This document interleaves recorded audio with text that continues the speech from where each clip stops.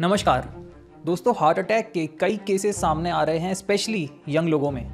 मैं यहाँ कोई वीडियोस नहीं दिखाऊंगा क्योंकि कई लोगों के लिए काफ़ी डिस्टर्बिंग हो सकते हैं, लेकिन आंख मूंदने से सच्चाई नहीं बदल जाती। किसी सीसीटीवी फुटेज में दिखता है कि एक लड़का अपने दो दोस्तों के साथ गली में चलते चलते एकदम से कोलैप्स कर गया। कहीं पर एक आदमी जिम में वेट उठा रहा है और एकदम से गिर गया। लखनऊ में एक दुल्हन ने अपने दूल्हे को वरमाला पहनाई ही थी कि तभी उसे हार्ट अटैक हुआ और ऑन स्पॉट डेथ हो गई। बरेली में एक यंग टीचर की हार्ट अटैक से जान गई। जबलपुर में एक बस ड्राइवर को बस चलाते हुए हार्ट अटैक हुआ और उसने कुछ व्हीकल्स को टक्कर मारी। ड्राइवर के साथ दो और लोगों की जान गई। केवल आम इंसान ही नहीं, सेलिब्रिटीज में भी हमें ऐसे केसेस दिख रहे हैं। सिद्धार्थ शुक्ला, एक्टर पुनीत राजकुमार, कॉमेडियन राजू श्रीवास्तव, मशहूर सिंगर के हाल ही में इन सभी की हार्ट अटैक से जान चली गई। अब हार्ट अटैक कोई नई चीज नहीं है, लेकिन हाल ही में ऐसे बहुत से केसेस सामने आ रहे हैं जिसमें विक्टिम की एज बहुत कम थी। ज्यादातर सेलिब्रिटीज अपने 40s में ही थे और कई वीडियोस में ऐसे लड़के लड़कियां दिख रहे हैं जो केवल अपने 20s में ही थे। और दूसरी बात ये कि बहुत से विक्टिम्स ऐसे हैं जो कि देखने में फिट ही दिखते थे। इसलिए हार्ट अटैक को लेकर हर तरफ एक डर का माहौल देखने को मिल रहा है। आप लोगों में से कई लोगों ने कमेंट किया था कि हार्ट अटैक और जिम पर एक वीडियो जरूर बनाएं। अब हार्ट अटैक जितने कॉम्प्लेक्स टॉपिक पर एक 4-5 घंटे की बड़ी वीडियो बन सकती है, पर आज के वीडियो में हम 3 मेजर बातों पर फोकस करेंगे। सबसे पहले समझेंगे बॉडी के अंदर हार्ट अटैक की प्रोसेस कैसे होता है और किन कारणों से होता है। नंबर 2 समझेंगे कि क्या जिम जाने से आपको हार्ट अटैक होने का खतरा बढ़ जाता है। और तीसरा, हार्ट अटैक से आप कैसे बच सकते हैं, कुछ डेली लाइफस्टाइल टिप्स। सभी बातें जानने के लिए देखते रहिए वीडियो गाइस एंड तक। Have you noticed how so many young people are dying of heart attacks? Can too much intense workout kill you? One reason they're dying of heart attacks is they're eating very low water content foods. In this part of the world, hardly people ate any vegetables. दोस्तों, ये सच है कि gym में high intensity exercise करने से कुछ लोगों में हार्ट अटैक का रिस्क बढ़ जाता है। तो क्या इसका मतलब ये हुआ कि सभी को जिम जाना, एक्सरसाइज करना छोड़ ही देना चाहिए? नहीं, क्योंकि लैक ऑफ फिजिकल एक्टिविटी तो सबसे बड़ा रिस्क है हार्ट अटैक और कोरोनरी हार्ट डिजीज का। रिसर्च में देखा गया है कि फिजिकली इनएक्टिव लोगों में हार्ट अटैक का रिस्क 30 to 50% बढ़ जाता है। सोल्यूशन यहाँ ये नहीं है कि आप जिम और फिटनेस से दूर भागें। सोल्यूशन है कि आप खुद को इन्फॉर्म्ड रखें, समझें कि किन चीज़ों से खतरा है, कहाँ पर आपकी बाउंड्रीज लाई करती है और उन्हें क्रॉस नहीं करना है। बेसिक अवेयरनेस डेवलप करें अपनी खुद की हेल्थ के बारे में। और जब बात आती है बेसिक हेल्थ अवेयरनेस की दोस्तों, तो ये तो हम सभी समझते हैं एज ग्रोन अप्स कि लाइफ में कोई मेडिकल इमरजेंसी दरवाजा खटखटा कर नहीं आती। प्लस इंडिया में मेडिकल इन्फ्लेशन रेट है 14%, जो कि हाईएस्ट है among all the Asian countries. ऐसे में आपके पास एक अच्छा हेल्थ इंश्योरेंस प्लान तो होना ही चाहिए, ताकि किसी भी सडन मेडिकल इमरजेंसी में आप फाइनेंशियली स्ट्रांग और सिक्योर रहें। अगर आप अपने लिए या अपनी फैमिली के लिए एक अच्छा हेल्थ इंश्योरेंस प्लान ढूंढ रहे हैं तो डिट्टो इंश्योरेंस जरूर चेकआउट कीजिए, who are also the sponsors for today's video. Best part is कि डिट्टो वालों के साथ आप एक फ्री कंसल्टेशन कॉल बुक कर सकते हैं इनकी वेबसाइट पे जाके। कॉल पर उनकी टीम से कंसल्टेंट आपकी यूनिक नीड्स समझेगा और उस हिसाब से आपको एकदम अनबायस्ड एडवाइस देगा कि मार्केट में जितने भी तमाम इंश्योरेंस प्लान्स हैं उसमें से आपके लिए कौन सा बेस्ट रहेगा। एक हेल्थ इंश्योरेंस पॉलिसी में आपको कौन से फीचर्स ढूंढने चाहिए और कौन से ट्रैप्स अवॉइड करने चाहिए। एक राइट इंश्योरेंस प्लान सेलेक्ट करने में काफ़ी एग्जॉस्टिव रिसर्च लगती है और पर्सनली मुझे हमेशा पूरा प्रोसेस बड़ा कॉम्प्लिकेटेड लगता था। But Ditto advisers will break down everything in very simple terms for you to understand. With Ditto you don't just buy insurance, you understand it. और दूसरी खास बात मुझे इनकी ये लगी कि पूरे मार्केट में जितने भी इंश्योरेंस एग्रीगेटर्स हैं वो केवल आपको एक इंश्योरेंस पॉलिसी सेल करते हैं। पर डिट्टो वालों से अगर आपने अपनी इंश्योरेंस पॉलिसी बाय की है तो ये लोग आपके क्लेम सेटलमेंट वाले प्रोसेस में भी पूरी हेल्प करते हैं। एंड इवन देन अगर आप डिसाइड नहीं कर पाते हैं अपने लिए तो भी डिट्टो आपको उसके बाद कभी स्पैम वगैरह नहीं करेगा। डिट्टो इंश्योरेंस का लिंक मैं डिस्क्रिप्शन में डाल दूंगा, आप फ्री कंसल्टेशन कॉल बुक कर सकते हैं, चेक इट आउट। वापस चलते हैं टॉपिक पर। सबसे पहले ये समझते हैं कि हार्ट अटैक होता क्या है। हमारे शरीर में ऐसा क्या होता है जिसे हार्ट अटैक कहते हैं। इमेजिन कीजिए कि एक फैक्ट्री में काम चल रहा है, सभी वर्कर्स अपनी अपनी जगह पर बैठे हैं और काम कर रहे हैं। भूख भी लग रही है, खाना चाहिए, लेकिन अपनी जगह से हिल भी नहीं सकते। फैक्ट्री के बाहर से कच्ची सब्जियां, गेहूं का आटा, चावल, सारा रॉ मटेरियल किचन तक पहुंचता है। किचन से पका हुआ खाना प्लेट्स में डलकर पहुंचता है पेंट्री रूम में फूड मैनेजर के पास। और यहाँ से कुछ वर्कर्स इन भरी हुई प्लेट्स को एम्प्लॉइज तक ले गए, एम्प्लॉइज ने खाना खाया और खाली प्लेट्स वापस पहुंच गई फूड पेंट्री तक और फिर वहां से किचन में झूठी प्लेट्स का कचरा साफ होता है और फिर कचरा फैक्ट्री से बाहर। उसके बाद फिर से साफ प्लेटों पर खाना लोड किया जाता है, प्लेटें पहुंचती हैं एम्प्लॉइज तक और ये लूप रिपीट होता रहता है। तो इस केस में जो फैक्ट्री है वो है हमारा शरीर। और जो एम्प्लॉयज़ हैं वो हैं हमारे अलग अलग बॉडी पार्ट्स और ऑर्गन्स। इन सभी बॉडी पार्ट्स को चाहिए ऑक्सीजन। हमने सांस ली, वो हमारे लंग्स तक पहुंच गई। इस सांस में होता है ऑक्सीजन और वो लंग्स में मौजूद खून के साथ मिल जाता है, यानी किचन में पका हुआ खाना प्लेट्स में डल गया। और यहाँ पेंट्री रूम का फूड मैनेजर है हमारा हार्ट, हमारा दिल, जिसे शरीर का लिटरली पंपिंग स्टेशन कहा जाता है। और ये हमारे हर बॉडी पार्ट तक ऑक्सीजन सप्लाई करता है। ये बॉडी पार्ट्स ब्लड में से ऑक्सीजन को सोख लेते हैं, यानी एम्प्लॉयज़ ने खाना खा लिया और उसके बाद ये ऑक्सीजन रहित ब्लड यानी कि डीऑक्सीजनेटेड ब्लड ये वापस सर्कुलेट होके दिल में आता है और वहाँ से वापस लंग्स में जाता है। लंग्स के अंदर फिर से गैस एक्सचेंज होता है, यानी खून में जो कार्बन डाइऑक्साइड है वो हवा में मिल जाती है और हवा में जो ऑक्सीजन है वो वापस खून में मिल जाती है। अब लंग्स में जो कार्बन डाइऑक्साइड वाली हवा है इसको हम बाहर एक्सहेल करते हैं और जो ऑक्सीजनेटेड ब्लड है वो वापस हार्ट पे जाता है और हार्ट से बचे हुए बॉडी पार्ट्स में जाता है। ये लूप रिपीट होता रहता है। इस लूप को हम कहते हैं सर्कुलेटरी सिस्टम। अभी हमने ऑक्सीजन की बात की, पर इसी तरह जो न्यूट्रिएंट्स हैं वो हमें फूड इंटेक से मिलते हैं, खाने पीने से। जब खाना स्मॉल इंटेस्टाइन तक पहुंचता है वहाँ से न्यूट्रिएंट्स खून में एब्जॉर्ब होते हैं। ऑक्सीजन और न्यूट्रिएंट के सर्कुलेशन के लिए हमारे शरीर में एक तरह से पाइपलाइन बिछी हुई है। जो पाइपलाइन हमारे हार्ट से ऑक्सीजनेटेड ब्लड को शरीर के सारे बॉडी पार्ट्स तक पहुँचाती हैं उसे हम आर्टरीज कहते हैं, और जो पाइपलाइन शरीर के सारे बॉडी पार्ट से डीऑक्सीजनेटेड ब्लड वापस हार्ट तक लाती हैं उन्हें हम वेन्स कहते हैं। अब हमारे एग्जाम्पल में आप इन आर्टरीज और वेन्स को समझ सकते हैं फैक्ट्री के कॉरिडोर्स की तरह, और इनमें जो ऑक्सीजनेटेड ब्लड बहता है वो है एक तरह से वेटर्स और उनकी प्लेट्स की तरह। अब जरा सोचिए क्या होगा अगर कोई कॉरिडोर ही बंद हो जाए। जिस एम्प्लॉय को उस रास्ते से खाना मिलना था वो तो गया काम से।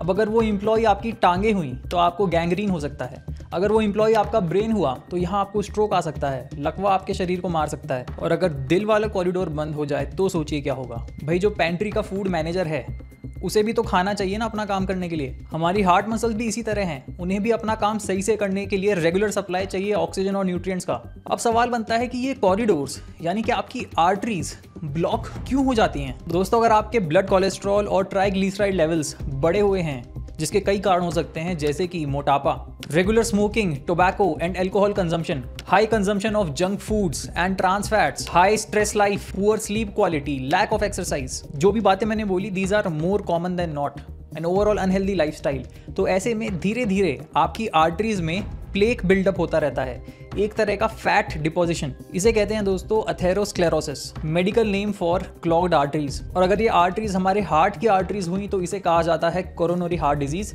जो कि मेजर कॉज है हार्ट अटैक्स का, चाहे आप जवान लोगों की बात करो या बूढ़े लोगों की, दोनों ही एज ग्रुप्स में। इस प्लेक बिल्डअप की वजह से आर्टरीज में ब्लड फ्लो कम हो जाता है और छाती में एक दर्द महसूस होता है जिसे हम एंजाइना पेन कहते हैं। और ऐसे व्यक्ति में किसी भी हाई स्ट्रेस सिचुएशन में, जिम में या जिम के बाहर, कोई फिजिकल स्ट्रेस या इमोशनल स्ट्रेस, ऐसे में हो सकता है कि ब्लड प्रेशर के कारण प्लेक का एक छोटा सा हिस्सा टूट जाए। फिर क्या होगा, ये टुकड़ा खून के साथ बहकर कहीं जाके फंस सकता है। दूसरी चीज कि इस प्लेक के चारों तरफ खून जमा हो सकता है जिसे हम ब्लड क्लॉटिंग कहते हैं। स्किन पे भी जब आपका हल्का सा खून निकलता है तो ब्लड क्लॉट बन जाता है ना, उसी तरह।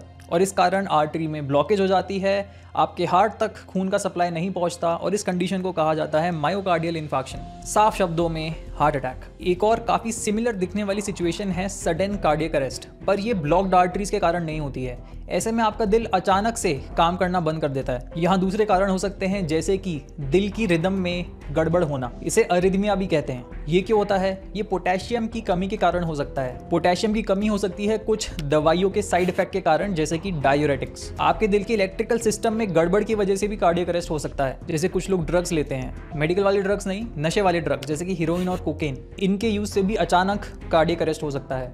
हॉलीवुड में कई यंग दिग्गज सेलिब्रिटी डेथ्स इन्हीं ड्रग ओवरडोज के कारण हुई है। वापस आते हैं हार्ट अटैक पर, तो यहाँ हम समझ पा रहे हैं कि हार्ट अटैक का मेजर कॉज है कोरोनरी हार्ट डिजीज, यानी आर्टरीज में प्लेक बिल्डअप। और ये जो प्लेक बिल्डअप है ये धीरे धीरे होता है अंदर ही अंदर, एक अनहेल्दी लाइफस्टाइल के कारण, जैसे कि obesity, smoking, tobacco and alcohol use, high stress life, high blood pressure, high cholesterol and even heart disease की फैमिली हिस्ट्री के कारण, यानी कि आपके जेनेटिक्स। तो हो सकता है बंदा बाहर से एकदम ठीक ही लग रहा हो पर अंदर ही अंदर प्लेक बिल्डअप हो रहा हो। अब वापस आते हैं हमारे मेन सवाल की तरफ, क्या जिम जाने से हार्ट अटैक का रिस्क बढ़ता है? क्या आपको जिम जाना बंद कर देना चाहिए? इसके लिए एक दूसरा सवाल आपसे पूछता हूँ। बताया जाता है कि दुनिया भर में हर साल 13 लाख लोगों की जानें जाती हैं रोड एक्सीडेंट्स में। तो क्या हमें कार चलाना ही बंद कर देना चाहिए? बहुत से मरने वाले इसमें 2 व्हीलर चलाते हैं, तो क्या सरकार को स्कूटर और मोटरसाइकिल पर ही बैन लगा देना चाहिए? इनफैक्ट बहुत से पैदल चलने वाले भी विक्टिम्स होते हैं, तो क्या सड़क पर पैदल चलने पर भी बैन लगा देना चाहिए? नहीं ना। सोल्यूशन होगा कि हम अपने एंड पे सेफ्टी रूल्स अच्छे से फॉलो करें, बाइक चलाते वक्त हेलमेट पहनें, शराब पीकर ड्राइविंग ना करें, सेफ स्पीड पर ही ड्राइव करें, सड़क पर बड़े बड़े खड्डे ना हो, ट्रैफिक पुलिसमैन अपना काम ईमानदारी से करें, पैदल चलना है तो फुटपाथ पर ही चलें। तो बस कुछ ऐसा ही जिम और हार्ट अटैक के केस में भी है। एक केस इमेजिन कीजिए, एक आदमी बहुत मोटा हो रखा है, ओबीस कैटेगरी में आता है, आए दिन जंक फूड खाता है, डाइट में ना जाने कितना ट्रांस फैट लेता है, एक्सरसाइज से बंदे का दूर दूर तक कोई नाता नहीं है, कॉर्पोरेट में काम करता है 12-12 घंटे एक ही जगह बैठकर, घर से ऑफिस जाता है कैब में, यानी ओवरऑल सेडेंटरी लाइफस्टाइल। काम का स्ट्रेस भी बहुत रहता है और स्ट्रेस कॉम्बैट करने के लिए सिगरेट और दारू चलती रहती है। न जाने कितने सालों से इस बंदे की आर्टरीज में धीरे धीरे प्लेग बिल्डअप हो रहा है। अब एक दिन इसके अंदर अचानक से आ जाता है मोटिवेशन का तूफान। कारण कुछ भी हो सकता है, मे बी इस बंदे ने अपनी फोटो देख ली 10 साल पुरानी जिसमें ये पतला दिखता था, या फिर पार्टी में कोई इसके मोटापे का मजाक उड़ा देता है, या फिर जो ज्यादातर लोगों के साथ होता है, किसी कारण से ये एक बार हॉस्पिटलाइज हो जाता है और फिर डॉक्टर इसे कहता है कि ये आपके लिए वेकअप कॉल है भाई साहब, वार्निंग साइन की तरह लो इसे। और अगले ही दिन बंदा सुबह 5 बजे उठ के जिम पहुंच जाता है, कान में लगे हैं हेडफोन्स और गाना बज रहा है तेज।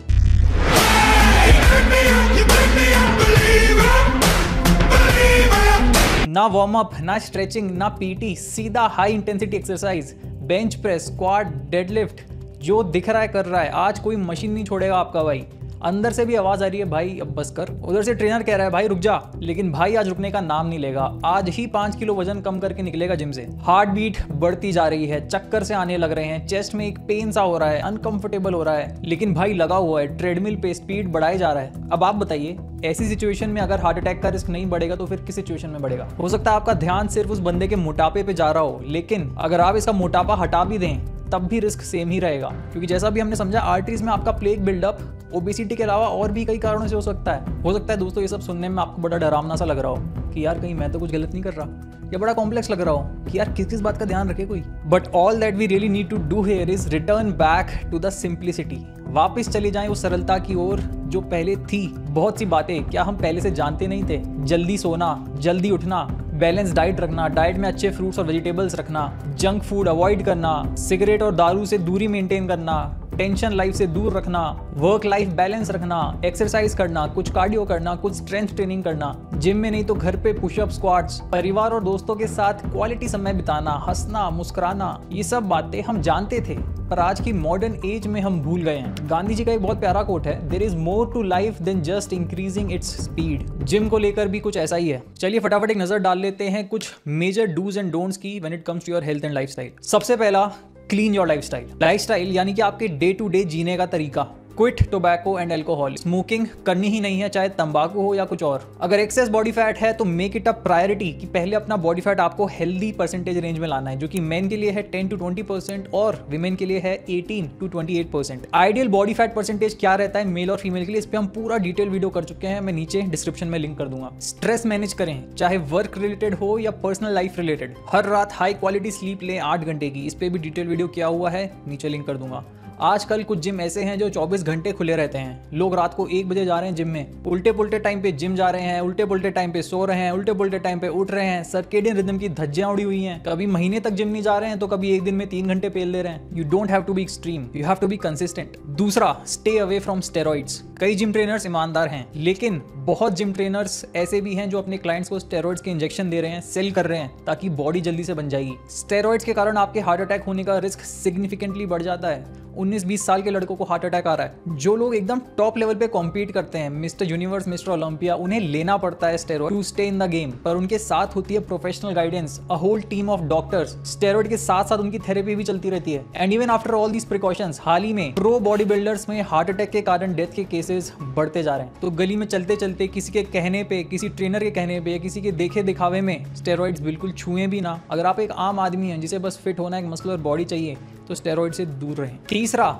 Know your target heart rate. ये बात सही है कि एक्सरसाइज के दौरान हमारे शरीर को ज्यादा ऑक्सीजन चाहिए होगी, तो हमारे हार्ट को ज्यादा तेजी से ब्लड पंप करना पड़ेगा। अब यहाँ बात आ जाती है इंडिविजुअल हार्ट कैपेसिटीज की, इंडिविजुअल हार्ट हेल्थ की। क्या आपके हार्ट में इतनी ताकत है जिस लिमिट तक आप उसको पुश कर रहे हो? क्या है आपके करंट फिटनेस लेवल्स? इसे कहा जाता है आपकी टारगेट हार्ट रेट, और आपको इसके ऊपर नहीं जाना है। ये कैसे कैलकुलेट होगी? इसे कैलकुलेट करने के लिए आपको सबसे पहले निकालना है अपना मैक्सिमम सेफ हार्ट रेट। जो भी आपकी एज है उसको 220 में से सब्ट्रैक्ट कर दें। तो अगर आप 40 ईयर ओल्ड हैं तो 220 माइनस 40 180 आ गया आपका मैक्सिमम सेफ हार्ट रेट। पर यहाँ पे कुछ सेफ्टी अलाउंस भी रखना चाहिए, इसलिए टारगेट हार्ट रेट होती है मैक्सिमम की 75%। तो 75% ऑफ 180 होगा 135 बीट्स पर मिनट। ज़्यादा जोश आ जाए किसी दिन और अगर आप ऑलरेडी फिट हैं तो 90% तक ले जा सकते हैं थोड़े समय के लिए, ट्रेनिंग के कुछ पार्ट के लिए, तब हो जाएगी ये 162 बीट्स पर मिनट। ये वैल्यूज आप अपनी एज के हिसाब से अपने लिए कैलकुलेट करें। अगर आप एक सेंसिबल वर्कआउट प्लान फॉलो कर रहे हैं तो 75 to 90% रेंज में आपकी हार्ट बीट बहुत रेयरली ही जाएगी और बहुत ही कम टाइम के लिए जाएगी। चैनल पे हमने हमेशा बात की है स्ट्रेंथ ट्रेनिंग के बारे में। अगर ज्यादातर वर्क आपका moderate intensity, moderate rap range में है 6 to 12, तो आपकी हार्ट रेट इतने हाई जोन में प्रोलॉन्ग पीरियड के लिए कभी नहीं जाएगी। और अगर आप हाई इंटेंसिटी कार्डियो कर रहे हैं किसी टाइप की, तो हफ्ते में 2 से 3 सेशंस काफी हैं 15 से 20 मिनट के। चौथा, चेक योर हार्ट कंडीशन। अगर आप करेंटली बहुत ज्यादा अनफिट हैं, ओबीज हैं या आपको हार्ट अटैक के कोई भी रिस्क फैक्टर्स हैं, आपकी previous history of heart attack है या एंजियोप्लास्टी है, तो जाहिर सी बात है एक्सरसाइज प्लान शुरू करने से पहले एक डॉक्टर कंसल्टेशन ले लें, अपने हार्ट का हेल्थ चेकअप करवा लें। सीधा एक्सट्रीम अप्रोच फॉलो ना करें, डॉक्टर के कहने पे ईसीजी और इको जैसे टेस्ट करवा लें और जिम में अपनी हार्ट रेट मॉनिटर करें by using a fitness band on your wrist. अगला, प्रॉपर वार्म अप। जिम में प्रॉपर वार्म अप के थ्रू ही अपने इंटेंस सेट्स की तरफ जाएं। सबसे पहले 5 मिनट आपको ट्रेडमिल पे करना चाहिए warm up, just to break a sweat, कोई इंटेंस कार्डियो नहीं। उसके बाद स्ट्रेचिंग और उसके बाद आपके सेट से पहले आपको लाइट वेट से कुछ सेट करने चाहिए। अगला, प्री वर्कआउट और इंट्रा वर्कआउट न्यूट्रिशन। पेट भरा हुआ है तो एक्सरसाइज ना करें, वहीं अगर एकदम खाली पेट है, फास्टेड है आप, तो भी एक्सरसाइज करना आइडियल नहीं है। एक्सरसाइज एक वेल फ्यूल्ड स्टेट में करें। प्री वर्कआउट में आप कुछ सिंपल कार्ब्स और प्रोटीन खा सकते हैं। प्री वर्कआउट पे पूरा डिटेल वीडियो हम कर चुके हैं, मैं नीचे लिंक कर दूंगा। वर्कआउट के दौरान पसीना आएगा तो आप डिहाइड्रेटेड होते रहेंगे, तो जरूरी है कि वर्कआउट के दौरान खुद को हाइड्रेट करते रहें। पानी की बोतल कैरी करें और बीच बीच में सिप करते रहें। पानी में थोड़ा नींबू और नमक भी मिला सकते हैं ताकि वो आपके इलेक्ट्रोलाइट्स को रिप्लेनिश करे। इंट्रा वर्कआउट पे भी डिटेल वीडियो हम कर चुके हैं, मैं नीचे डिस्क्रिप्शन में लिंक कर दूंगा। ऑल्दो अगर आपके वर्कआउट्स 90 मिनट से कम के हैं, क्योंकि 90 मिनट से कम के ही होने चाहिए, तो आपको इलेक्ट्रोलाइट रिप्लेनिश करने की जरूरत नहीं होगी। जब हम कार चलाते हैं तो भी तो सीधा 5th गियर में नहीं डाल देते, पहले इग्निशन में डालते हैं, फिर 1st गियर में डालते हैं, प्रोसेस के थ्रू जाते हैं। तो ये बेसिक सी चीज जो कार के इंजन के लिए ट्रू है, यही चीज आपके हार्ट के लिए भी ट्रू है। सही तरीके से और सही लेवल पे की हुई मॉडरेट एक्सरसाइज आपकी कार्डियोवैस्कुलर हेल्थ इंप्रूव करती है, adding more years in your life and more high quality life in your ears. और आप एक लंबी लाइफ जिएंगे हाई क्वालिटी। स्क्रीन पर मैंने सारी की सारी टिप्स एक साथ लिख दी हैं, आप स्क्रीनशॉट ले सकते हैं। उम्मीद करता हूं एपिसोड हेल्पफुल रहा होगा और जो भी फियर था जिम और हार्ट अटैक्स के अराउंड वो क्लियर हो गया होगा, रैशनली सोच पा रहे होंगे। अगर आप ओवरवेट हैं और ओबीस हैं, फैट लॉस करना आपके लिए सबसे इंपॉर्टेंट होगा इस पॉइंट पे अपनी हेल्थ इंप्रूव करने के लिए। पूरी फैट लॉस सीरीज हम बना चुके हैं, कैसे आपको फैट लॉस करना है एक हेल्दी तरीके से, एक हेल्दी एक्सरसाइज और न्यूट्रिशन प्लान के साथ। मैं यहाँ पे लिंक कर दूंगा, देख सकते हैं। कमेंट्स में बताइए कि आपको क्या लगता है, क्यों हार्ट अटैक्स के केसेस हिंदुस्तान में बढ़ते जा रहे हैं। वीडियो अच्छा लगा, काम का लगा तो एक लाइक जरूर देते जाइएगा और अपने फ्रेंड्स और फैमिली के साथ प्लीज इसे शेयर कीजिए। बहुत इंपॉर्टेंट बातें हैं, सबको पता होनी चाहिए, basic health awareness. Thank you so much for watching the video. मिलते हैं बहुत जल्द अगले वीडियो में। जय हिंद।